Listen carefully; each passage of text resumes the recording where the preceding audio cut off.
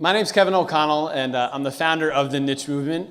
I never know what to expect with these events as far as the turnout, the faces that I'm going to see in the audience, and obviously what we have in store with the conversation we're going to have with Noelle. Noelle emailed me yesterday. She's like, Kev, what are the questions going to be? And I'm like, here's a gist, but I want to try to keep it as spontaneous and real as possible. And so that's what we have in store. And I first want to give a couple shout outs and kind of talk about how this came to life. The Niche Movement just celebrated their 4-year anniversary this past February, where it started out as a blog and a passion project, to then interviewing 30 young professionals, writing a book, to then doing meetups and happy hours, to then all the way doing events like this where we did an informal fireside chat at Crystal City WeWork, not knowing what to expect. Simultaneously, everybody you see here in the teal shirts, we were all trying to plan this crazy 2-day conference with 150 young professionals and college students, 30 speakers, and I walked away from that fireside chat event and I said, that's what I want the Niche Movement to be. It's about stories, it's about being in an intimate setting and really hearing what somebody went through, the ups and downs of their career, whether they're 25 or 45 or 55.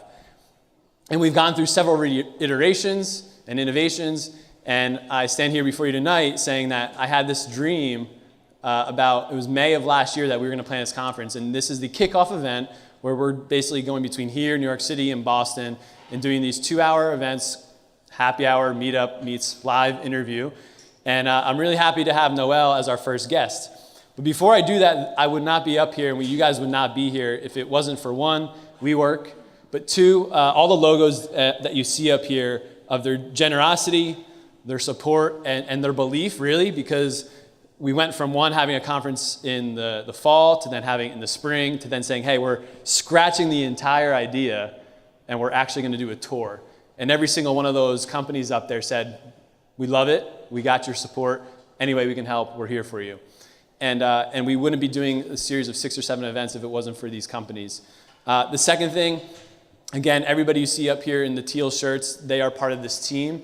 And I don't think we have time now. We're going to do it at the end. But this is the first time all 7 of us are in the same room. We have people from Albany to up near Princeton, New Jersey. And so I'm just really excited to see our team come together here to put on this event for you guys, one of many. But before I introduce Noelle, one of our sponsors we just partnered with this week, actually, is APCO Worldwide. And so I want to invite Tanika Williams up to just quickly give a shout out because the food and beverage that you're going to see at this event and all the other events have been provided by APCO. And so Tanika, if you want to give a quick shout out about what APCO's about and what you guys are up to, the mic is yours. Okay. I feel like I should be doing my first stand-up. But so I'm Tanika Williams. I'm the HR director for APCO Worldwide, and I'm such an advocate for Kevin every time he comes and tells me about his vision, and he just motivates me, and I want to make sure I share that throughout the organization. APCO is about, in North America, we have about 250 employees, but we are worldwide, and that's about 700. Thank you, Karimi. And we are a women-owned business. Yay! The ladies. And we're a communications firm. And what that means for you guys, because that could mean several things, is basically we work with firms, association, companies who are have complicated issues that they would like for us to help represent and help them get through and have conversations around. So I'm so excited again to be a part of this, and we'll continue to support. Thank you. Oh, and we have, we're hiring. Yes, thank you, Courtney. We're hiring, and actually this is the first time since I've been at APCO that we are actually hiring at every one of our North America offices. So that's New York, DC, Seattle, Raleigh, who am I missing? Chicago. And so feel free to go to our website to check that out. There's about 17 open positions, and we also have an internship program as well. So please check it out. Thank you, APCO, and thank you, Tanika. So we'll get going here. So Noelle, if you want to step up here real quick. So this is Noelle London, everybody. So she is, and even about an hour ago you told me your title is always evolving, but you campus manager at 1776. She grew up in South Carolina where she went to College of Charleston, took a nonprofit job, and found her way to 1776, which is now a global incubator for companies that are basically trying to bring change to the world. And so I don't want to give too much away about her career, but I would love to, we're going to sit down here and we'll interview. I think we're going to pass the mic back and forth because I don't think you guys all hear me if I project my voice? Yeah, we're going to use the mic.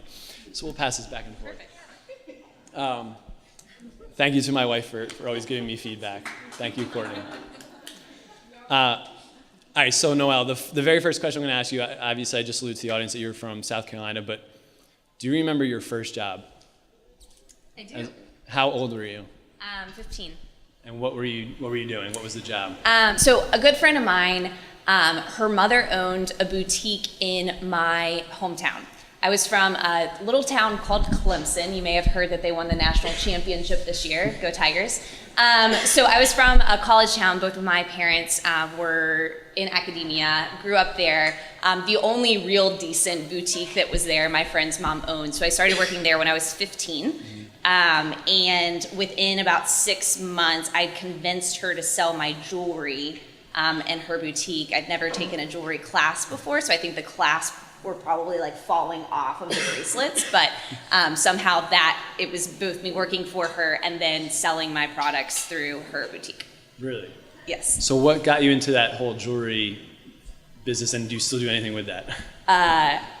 Yes and yes. On what got me into the jewelry business, I remember being 15 and wanting to give my friends and family Christmas presents and not having any money and at that time a job to be able to afford to buy them anything. And so I went to Michael's and bought a bunch of beads and tried to string them on fishing wire and create jewelry, and I'd never taken a class. And so I then, people thought they looked nice, they probably fell apart. But then I convinced my friend's mom to let me sell them within this boutique, and I actually carried on that business, learned how to make actually really decent jewelry over time. It definitely wasn't at the beginning. And then I continued to do that through college. So I went to college at Charleston. Down there's a really strong artisan community. So I was able to sell my things in farmers markets, do an Etsy store. We'll get into it, but I still do for fun. I do it, it's kind of my outlet, creative outlet on the side, so nothing formally, but it's fun. So you kind of got that entrepreneurship, a little bit of that bug when you were 15 and you were starting to make jewelry and sell it. Yeah, I did, and I didn't actually know that it was entrepreneurship until I found myself at 23 on a plane to Nicaragua to teach entrepreneurship. And at that point, it was like, oh, that's what that word means. Because when I was in college, no one was using the word entrepreneurship.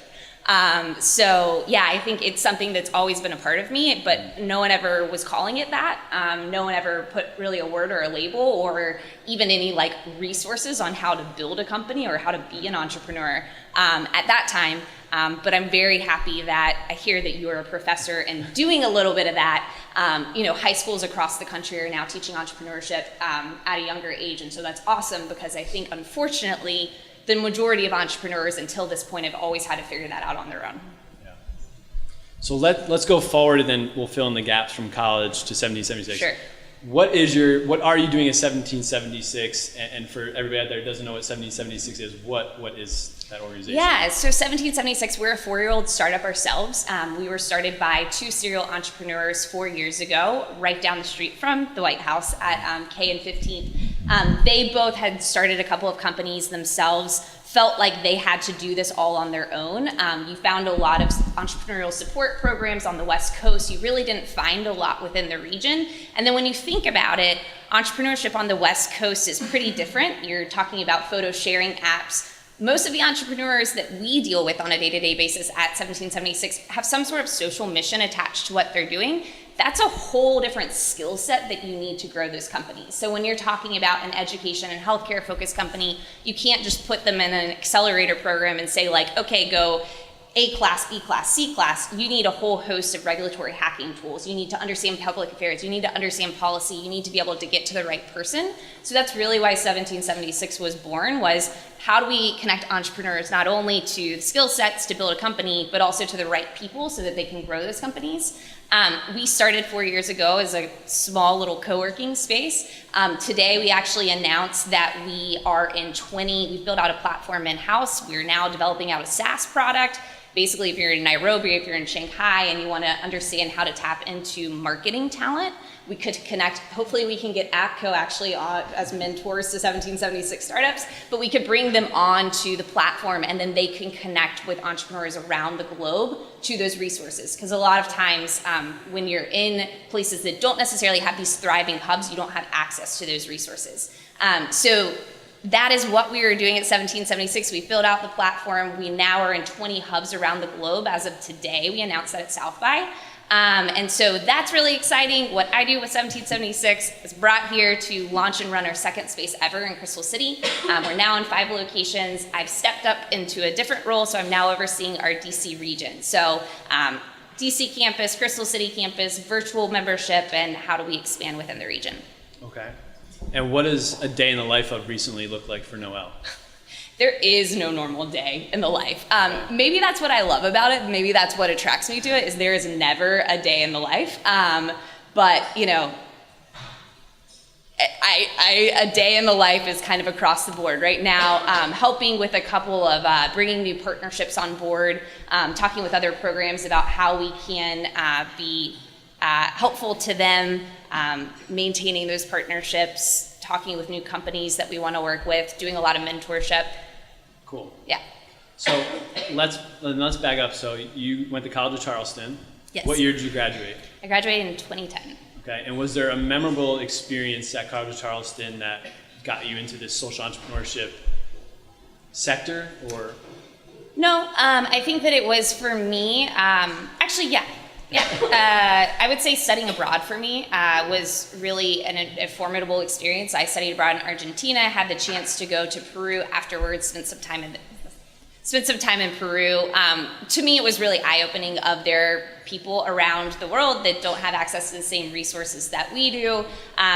What is like a hierarchy of needs? Realize later that's a very complicated question you don't want to tackle. But at that point for me, I was really interested in the idea of international development, going and seeing, you know, lack of access to clean water and how big of a deal that is and how much that affects communities was really interesting and important to me. And so I wanted to go into international development.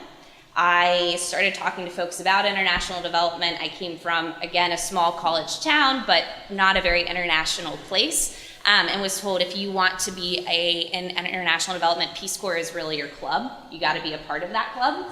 And so I applied to join the Peace Corps, and I thought I was going to be digging latrines in Africa as my job after college. I signed up for that. You didn't know when you were leaving. You didn't know where you were going. You had no idea what you were doing. At that point with the Peace Corps application, you just said, sure, I'll give up my life for 27 months and I don't know when I'm leaving. Here we go. At that point, a little bit of a risk. Everyone do it if you're interested. I'm such a proponent. But at that point, I had signed up to go and dig latrines in Africa. I had my application put on hold for about a year, so I worked for a small nonprofit. When I was sent into the Peace Corps, they told me, you're not digging latrines in Africa anymore, you're going to Nicaragua, and you're going to be teaching in Spanish entrepreneurship within 3 months. At that point, I thought that they were nuts. I started asking my cousins who had gotten their MBAs to send me entrepreneurship books and thought that I needed to be like reading big, thick books on entrepreneurship and thinking like, I am not qualified at all to be doing this. I realized very quickly when I got down to Nicaragua that, you know, entrepreneurship is something that is a part of people. It's a pattern of habits. It is not a book. And if you're reading a book on how you need to build a company, you're doing it wrong. And so for me, that was how I ended up in Nicaragua. Yeah. So you were telling me though, so you graduated with the hopes of just entering Peace Corps right out of college, probably May of 2010. That didn't happen. So what happened and what did you have to do? Yeah, so it was one of those things where I applied, I just made a decision. I remember calling my parents and telling them I'm joining the Peace Corps. My dad's like super excited. My mom is like biting her tongue. She's like, go get it, cool. Not super excited about it. So I applied hoping that I was gonna be leaving right after graduating from college with the Peace Corps. They changed the application process a little bit, so I don't want to speak to what it is now. At that point, you really didn't know what you were doing. You were signing into this really long application. You didn't know when you were leaving. You didn't know where you were going. You were just like, okay, sign me up. I'm cool. Let's go. And so at that point, I thought I was going to be leaving right after undergrad. You don't know when you're leaving. They can tell you within 6 months, okay, you're leaving for 2.5 years. You can't really get a stable job if you know you're leaving. You can't really sign a lease for an apartment, so you're really in this limbo position. Fortunately, it was like one of the best things that had happened. I ended up finding somebody that I still think is an awesome social entrepreneur that I worked for this organization called Charleston Waterkeepers. It's part of the Waterkeeper Alliance. And so I was doing water policy work with them. I just had like the best summer with like friends and like spending time and not running off to go into the Peace Corps where I wasn't gonna see any friends and family for 2.5 years. It was really like, I learned so much from that experience that I think continued on, and I wouldn't have had that experience had I just headed off. So it made sense. Yeah. So I'm putting myself in your shoes. I feel like I couldn't take that risk, and I don't know how many of you out there could take that risk. So where does that come from? Like you kind of alluded to that your father was really excited. Did it come from your parents' influence, or like where did that like I'm graduating and I'm going across the world? Like where does that come from? Totally my parents. I am really fortunate to have parents that are incredible role models to me. I mean, again, I came from South Carolina. Like, I know we're not supposed to be political here, but just like full disclosure, I mean, I came from a place where my family was super open-minded. My parents had done a lot of traveling. They do really cool work. My dad had done a lot of international work. They'd, shown us what traveling was like when we were kids. They definitely, it was absolutely an influence of them. They were always, every single night of the week, like one of them was at some sort of like community organizing event. Like my dad was on county council for 10 years. My mom led the League of Women Voters. Like both of them were just super active in the community. And I think for me, like all of this goes back to them because it was, like you might not agree with everyone around you. You might see things that like you are not in line with, but like where other people find problems, like you are going to be someone that finds solutions. And I think that that's something like when I first saw that quote about entrepreneurship, it's like the light bulb goes off in my head of like, that is what entrepreneurship is being very solution oriented and finding solutions. And so that absolutely stemmed from them. I'm fortunate that I had that support. Yeah. If you were to tell somebody out there, what the Peace Corps is really like, rather reading reviews, reading their website, what's the candid behind the scenes feedback of Peace Corps in your experience? Talk to people that have done it.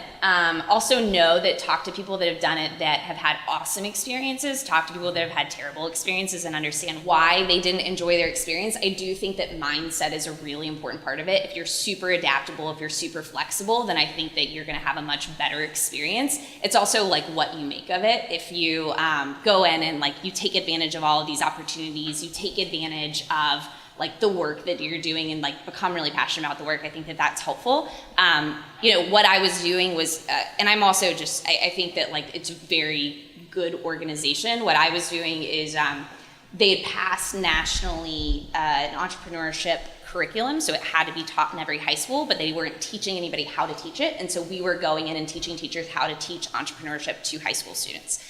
So that was part of it. The other part of it was working with like the side projects and finding things that you found that you really cared about.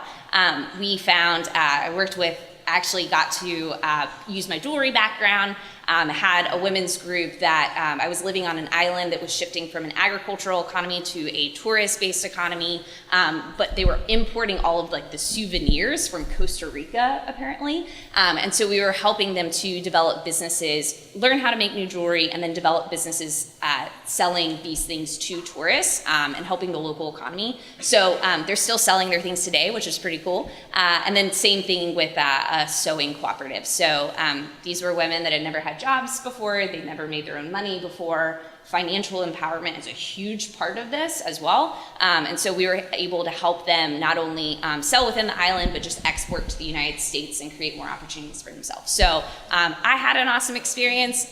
It was definitely hard. It was not easy. I fell into a latrine overnight and got stuck down there. So like real life, that kind of stuff happens. But I would do it all over again. I don't know where to go from that. Wow. Well, it sounds like that was an amazing experience. So you got back to the States, you were 23, 24-ish? 24-ish, I guess. So did you know, did you have something lined up, like what's next? Yeah. Or how did the Peace Corps help you? Because I know you said you went to UT Austin for grad school. What was between... The horns. What was between that, UT Austin, and then 1776? Yeah. So what did the next couple of years look like? Yeah, so when I think for me, I'm very much a mission-driven person. I have to believe in what I'm working on. That is what, for me, guides me in everything that I'm doing. I found out pretty quickly when I was in the Peace Corps and I was working next to, and no fault to it, but I was working next to other international organizations that were doing development work, and I was looking at what I was doing, and it was like, I don't need to develop this like huge infrastructure project to have impact in this community. I need to find those really awesome driven entrepreneurs that are already doing good work, give them the resources that they need so that they can help to develop this community on their own.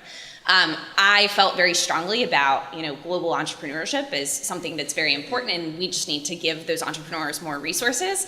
And so when I was in Nicaragua and I was leaving, I came back to, this now. I came back and directly went into graduate school 2 weeks later after I'd gotten back from being gone for 2.5 years. So that was quite a culture shock to come back, and I went to graduate school for global policy. So for me, it was instead of at the time getting an MBA, and maybe if these entrepreneurs are already very strong in business skills, how can I give them a different perspective and skill set, aka like understanding how to navigate public affairs to grow their socially based companies. So I went back and got a degree in public policy, global policy. And the first night that I was out, it's a funny story, I actually just got engaged last week. Thank you. But first night out at graduate school, it was, I met my now fiance. I think that's the first time I've ever said that word. It's weird. But I met him, and it was like, he was like, I just got back from Senegal. And I was like, Senegal? Like, what were you doing in Senegal? And he was like, I was visiting my host family. I was like, were you a Peace Corps volunteer? And he was like, yeah. And I was like, I just got off the boat 2 weeks ago. And he touches my shoulders and goes, are you okay? And I go, we're going to be best friends. And now we're engaged. So I'm like a huge proponent of Peace Corps. So I ended up at UT Austin. Wow. So graduate UT Austin, and then what was prior to 1776? So I was at UT Austin. I ended up spending a lot of my time while I was there. Actually, this tells you my entrepreneurial spirit, because I kind of ditched my policy degree and started taking like half of my courses over at the business school, and was just like, I'm going to create this degree. And so I was at UT Austin working at a think tank down there called the IC Squared Institute. We were working on building out incubator programs like 1776's program in Ecuador and Southeast Asia and Kenya. And so I was helping them to develop out those programs while I was in graduate school. Planned to stay in Austin, and was, had a job lined up. And at that point, I, part of the organization that I was working with, they had something to do with 1776. I saw 1776 like on the bottom of a brochure. Was like, oh, that's interesting. Let me go Google that. What are they doing? And then I got on their website and was like, that's where I want to be. Like, that is, they're doing exactly what I want to be doing. That is who I want to work with. And so world is small, and as you start doing what you're doing, you're going to realize that you're just a few degrees of separation from a lot of different people. And so I had a mutual friend that was at 1776 and just started having the conversations with them. I will say, like, my pro tip on how to get a job is volunteer with that organization that you want to work for. I think that is how I landed my job at 1776. They had a Challenge Cup series where they travel around the world to find the very best entrepreneurs working in sectors of healthcare, education, transportation, social issues. And then they, so it's like a global cup, kind of like a the March Madness for entrepreneurship. Yeah. Yep. So I volunteered at that in Austin. Then went and was doing work in Southeast Asia, like with this IC Squared Institute. And then they remembered that I had volunteered with them. They had a job that came available that they didn't post. I'd had conversations with them, and I was having conversations early. I wasn't just applying to a job. I was having conversations through, they put a name with a face and was like, that person's a team player if they're volunteering at this organization. And then they ended up calling me while I was in Indonesia and saying, like, we need to launch our second space. We need someone to do it, and we need someone to like move to DC very quickly to do it. And I was like, cool, I'm back like in a couple weeks, and let's start packing bags. So that's kind of how that transition happened. Wow. You've seen a lot of part of the world. You've been to a lot of different places here in the States. The thing that I keep thinking though is, I think there's people in the audience, potentially even watching this, that are like, I would love to be Noel London, and travel and have those experiences, but they might not have the courage, they might not have the support, the experience. What would your advice be to them? Is it get started, and if so, where, doing what? Do it. Just do it. Like, I mean, I think like taking risk it's scary, but like especially when you are, and I don't know, we never did the poll of like where everybody is in their career and kind of where, if you're right in college, if you're like straight out of college. But I would just say like, do it, and do it while you're young. I mean, even myself I constantly have this conversation of like, I want to go back abroad and live abroad again because I'm wanting to open my own company and do my own company now at some point soon. And so for me, it's like, I want to go, but like life gets more complicated as you're going on. And so really thinking about making those steps and like be bold while you're young, because it's going to get so much harder. You have so much less to lose when you're young. Like you don't have furniture that you're lugging around. Like when you are, I mean, that stresses me out now when I think about moving abroad. It's like, that was so much easier when I didn't own anything, and now I have a dog, and like, what do I do about that? I can't move because he's gonna have to go under the plane, so I like just don't think I can move abroad again. So just like think about those things, and do it now, and do it while you're young, and like it really will be okay. And it's like all of these things, you're going to have stumbling blocks, like you're going to have, like you're gonna fall down, and like that is okay. It's like you thought you're gonna do a conference, you went and did a fireside chat series because you're learning along the way and you're changing. And like the same thing of, I thought I was supposed to leave Peace Corps, go for Peace Corps like right when I graduated, and I didn't, and like it turned out to be awesome that I didn't. And it's like just making those decisions, and everything's going to happen. And I mean, like, don't feel like you need to have it all figured. And I know this is like kind of sounds cliche, but it's the same stuff that I remember going through of like, I'm supposed to have this figured out. It's February of my senior year, and like, what do I do when I graduate? And being super stressed out about that. But like, you really are not supposed to know. And honestly, when I look at my friends and my friend group, it's like the most interesting people that I have in my friend group, the people that I want to spend the most amount of time with, like, they like took those risks. They didn't have it figured out when they were young. Like the friends of mine that did have it figured out, that they were like, this is the career path of like, I'm supposed to get this grade point average so I can get into this consulting firm, and then I can get this job. Like those are the friends that are now coming back to me and being like, how do you like do something different, And so really, don't freak out. You make like these small decisions. It all becomes part of your story. It all becomes part of your like quilt, so to speak, and like you get where you need to be. So yeah. That's a quotable right there. I love that, the quilt. So I'm fascinated, and I just moderated a panel last week, but it sounds like you didn't live in the middle. And I think that's where a lot of society, we get put in the middle. There's a lot of pressure for that. There is, and it kind of comes easier sometimes, but I'm very fascinated on this rubber band effect, and it sounds like you've pulled on yourself several times. You fell in a ditch, like you've in taken a latrine. You've taken sacrifices, and I know the Peace Corps, like it probably doesn't pay a ton, But it seems like now you're propelled the other way. So like, Yeah.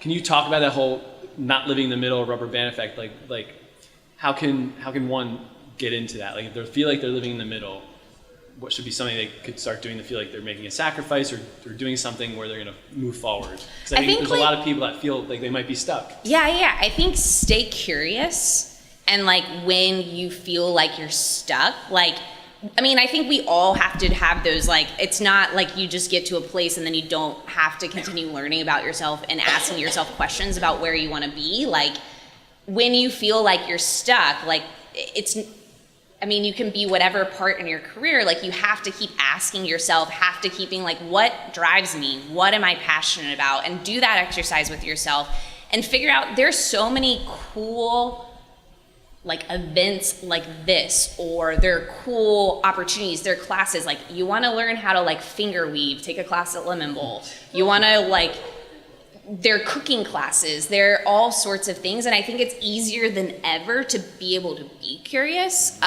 you have meetup groups for everything. And so, like, tap into that, especially, I mean, I don't know where everyone's watching from, but in the DC area, it's so easy to be curious, and there is so much going on, and it's a very comfortable environment that is inviting to a lot of different people for networking and for connections. Like, if you're interested in entrepreneurship, there are tons of cool blogs that you should be a part of, like DCNO Technically. Get on our email listserv and learn about what our entrepreneurs are working on.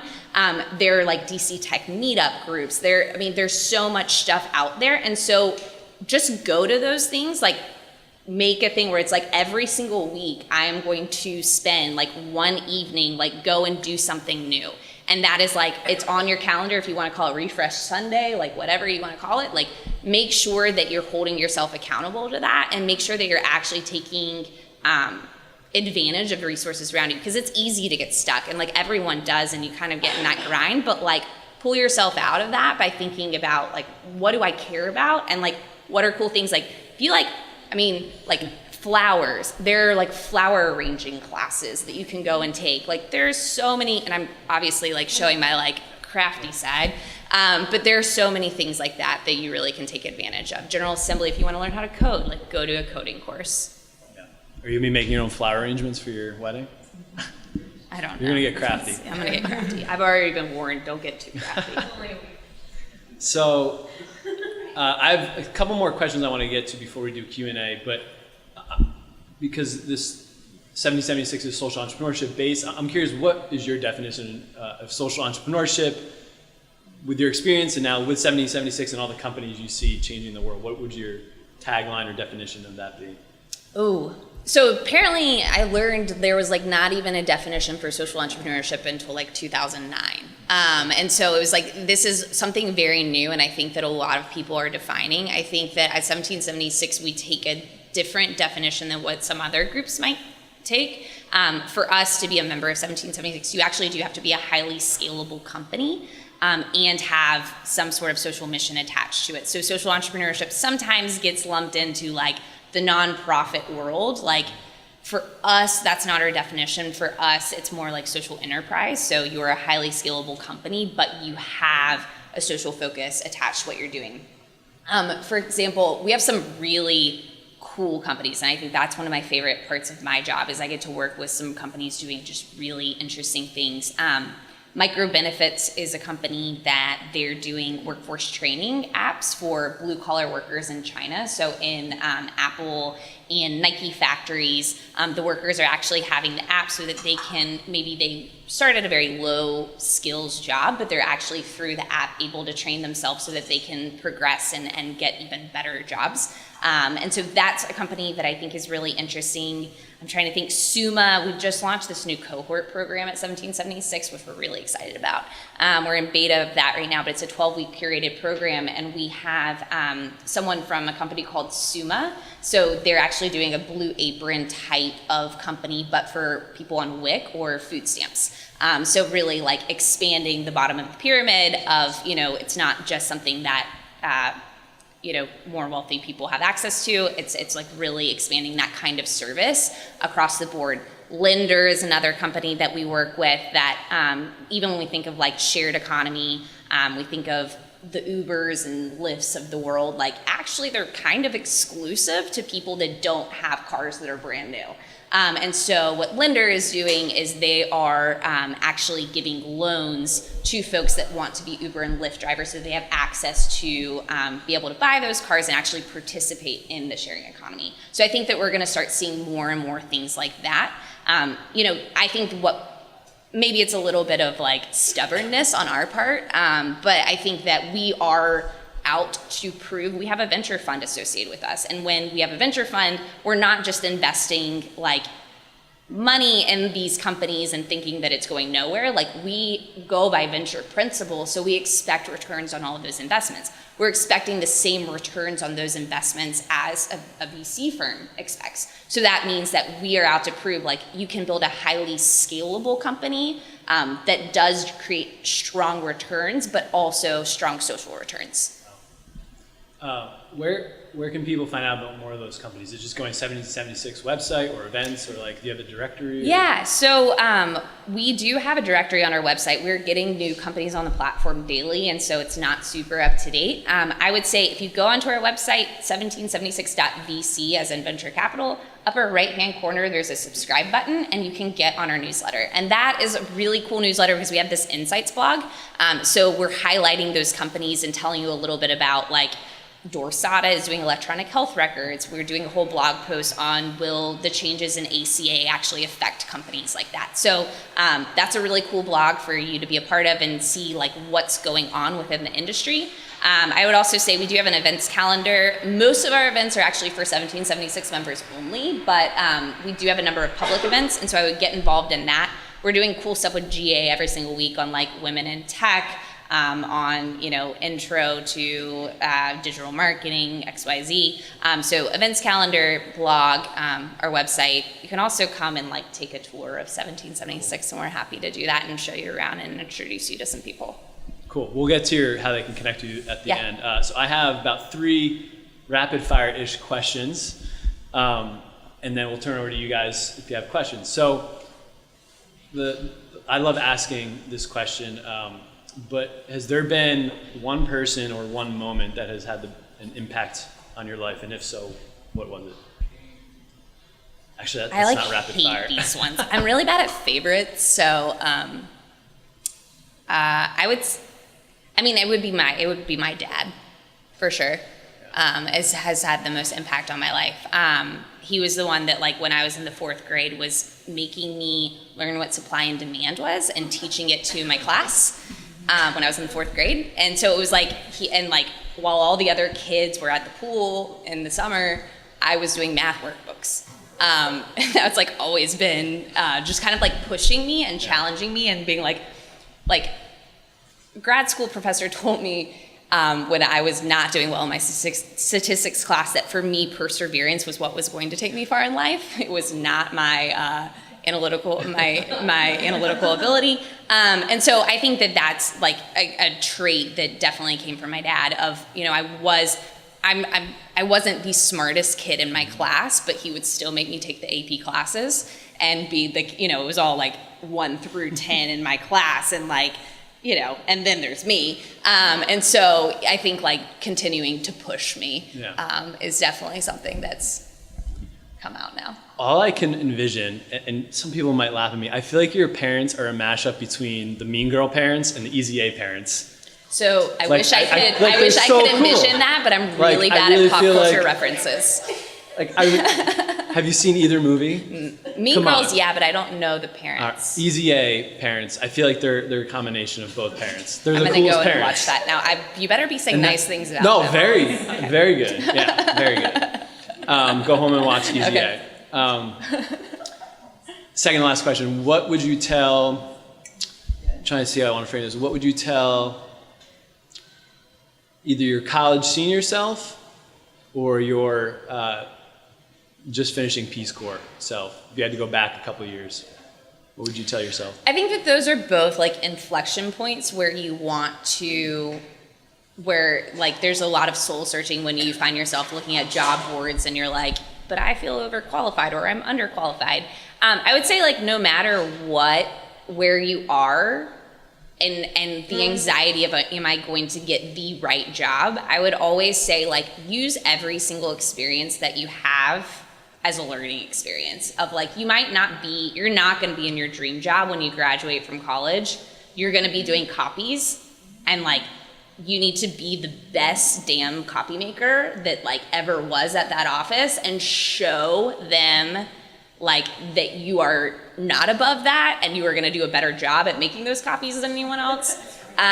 So I would say like know that like it is a pathway. You are not the boss when you graduate college. You are not the boss when you graduate Peace Corps, and you need to be okay with that. And if anyone senses otherwise, then like they're not gonna like you. So I would just like be humble about that and know that there is something that you can learn from every single experience that you have. If you find yourself in the point where like you're not learning anything, then that's a problem, but I'm positive you can find something that you can learn from every single experience. If you have a terrible boss, like you're learning from that boss, the boss that you're not gonna be when you are the boss. Another quotable. I'd say if you have a bad boss, get a new one. Actually, so thank you, Rod. That's another good point. And I mentioned this to you before we started, is I feel like people push their comfort zone, people done what they needed to do, and then they land in an organization, they're like, this is my niche, I love what I'm doing. But then for some reason, the leadership or mission doesn't add up. Why is that? Especially with our age group or our generation. What is the question? So they have found an area or industry or a job they love, but when they get there, the leadership just doesn't motivate them, or it's not mission driven. It doesn't add up to what you and I are talking about. Yeah. I mean, I think that that's like the culture of wherever you are transcends from the leadership that's there. And, you know, at that point you have the choice of like, do you stay somewhere because you really believe in what they're doing, or do you stay somewhere like as a person, who are you? Like, do you need to be mission driven and that's what makes you wake up every day? Or do you need to wake up and follow someone's really awesome vision and like that's what motivates you? And so I think that that's kind of a question you have to ask yourself of, do I need that vision? Do I need that really good vision? That's what motivates me. That's what I run after. Or like, do I know fundamentally that I am making a difference every day when I wake up?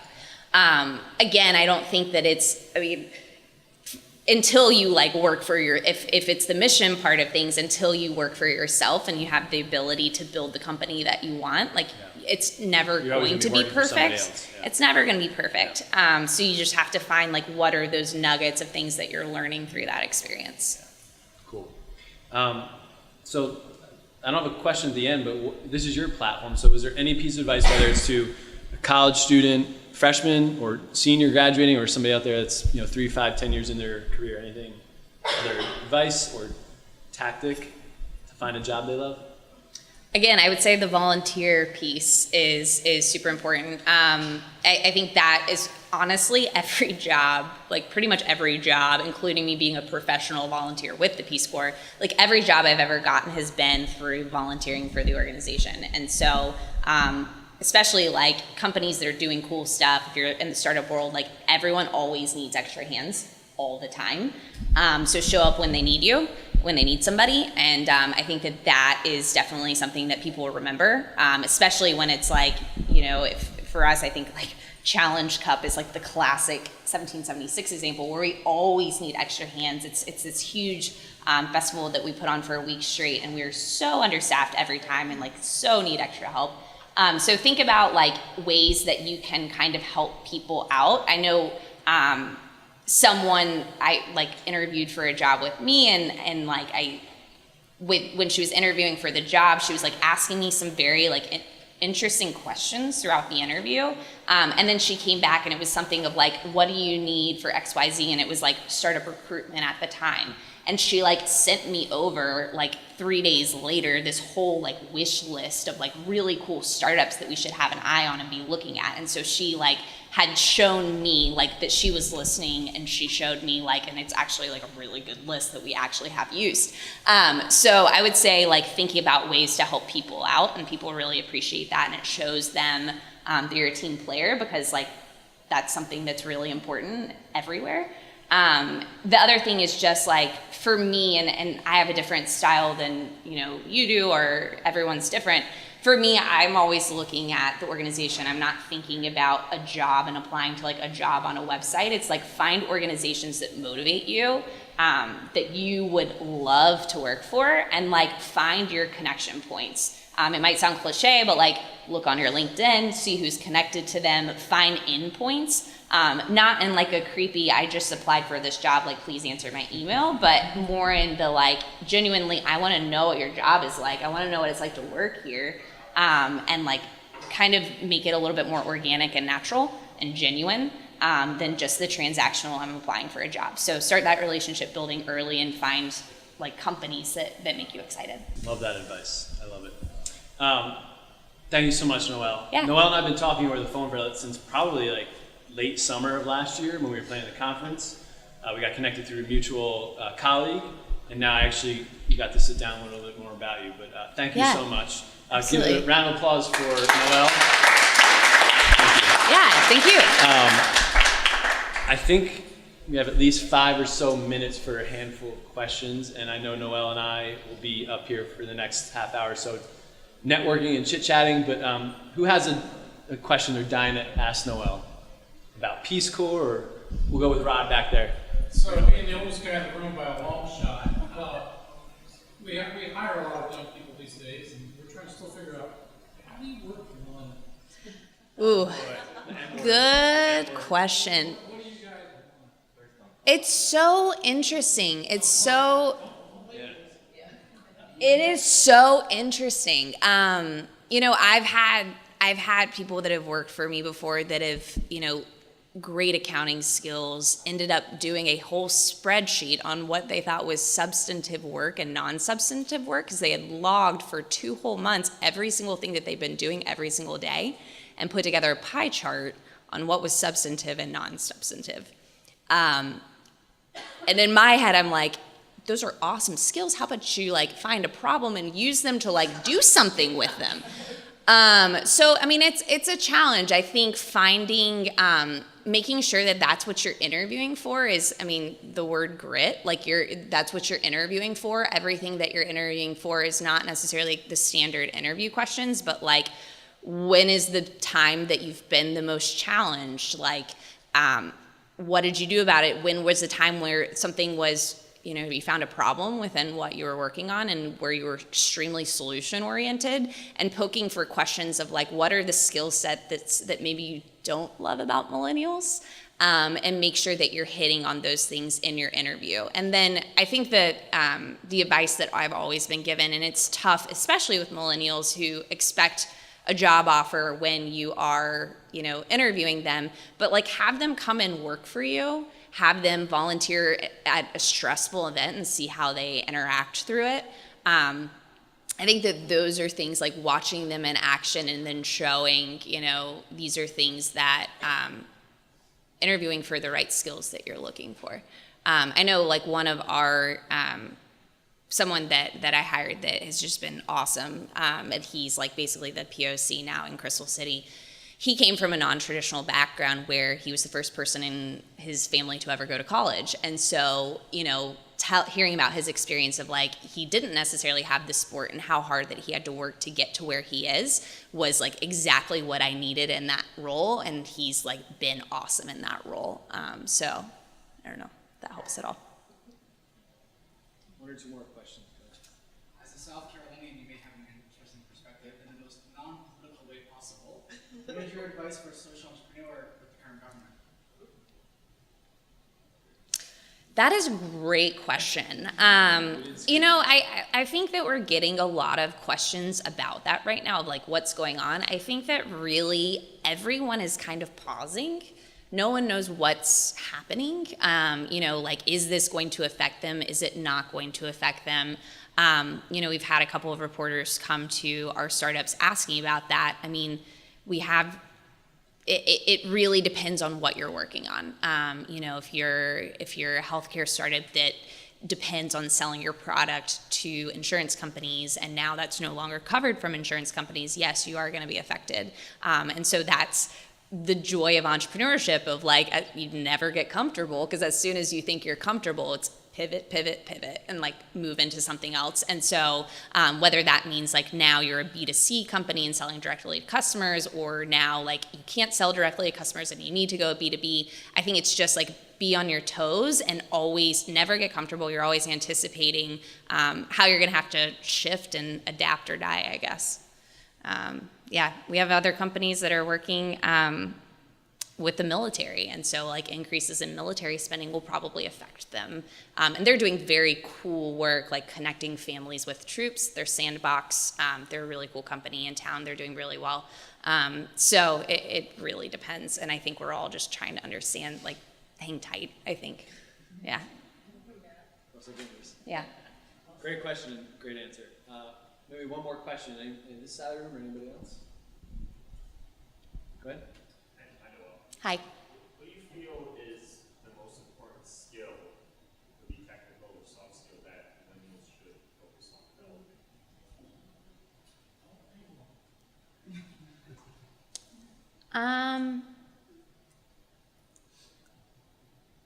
So I would say one, and I say it because I don't have this skill, and I wish I did, is it's not a soft skill, but developing tech skills. Of not necessarily, you don't need a CS degree, you don't need to be an engineer, so to speak. But I think that everything these days, like, you need some sort of knowledge of coding or technical skills. Things where even like being able to edit a website or being able to read basic code. Because even if like, and I'm always coming from like the entrepreneurship lens, because that's what my world is right now. Even if I want to start my own company and I'm a non-technical co-founder, I'm going to have to hire somebody and speak their language to make that decision. If I don't know what I'm talking about, I'm going to hire someone, waste a ton of money, waste a ton of time, because they're like saying they can build something when they don't actually have the capabilities. And so to kind of keep other people honest, you're gonna need those skills. There are tons of also resources, even if you're beyond college, and like I'm considering doing it myself. General Assembly, who we partner with at 1776, they're doing, intro to Python, intro to Ruby on Rails. They're doing all of these classes, so you can take those as like nighttime classes to brush up on those skills. And then soft skills, I think it just goes back to, your question of being adaptable, being flexible, being humble. It's tough because we're like in a world where on social media, like we're supposed to be out and about and like showing everyone what you're doing all the time and like, singing your praises. And I think that it's like a really tough position to be in. Of like how, confident should you be, how like humble should you be, and it's like we're in a world that's kind of showing us to be very or I guess like incentivizing confidence right now. But in terms of working for a boss, being a team player is huge, and I think that whatever you need to do basically to be a team player, like be adaptable, be flexible, be humble.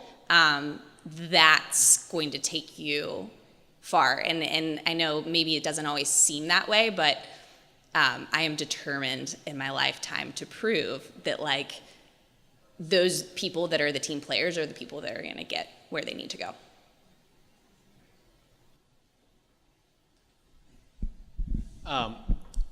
One more time for Noelle. Thank you for those answers. Again, special thanks to our Niche Movement team. A round of applause for you guys. Thank you. Everybody out there, Heidi, Amy, Juliana, Kelly, Camille, Dan, Amy, everybody out there, thank you guys for your help. But to all of you who came to the audience tonight, thank you. I know we'll be sending out a follow-up email how you can connect with Noelle, as well as this video or podcast recording. And the great thing here, this is one of at least 6 events coming up. We have one on April 18th with the Chief Marketing Officer of Social Tables, a really hot startup here in DC. Trevor Lynn, he's probably 28, and he's the CMO there. We'll be doing it here at WeWork White House. And we have another series of events between here to Boston. So feel free to check them out. And if you know friends or you're traveling and they happen to fall on those dates, please feel free to come by.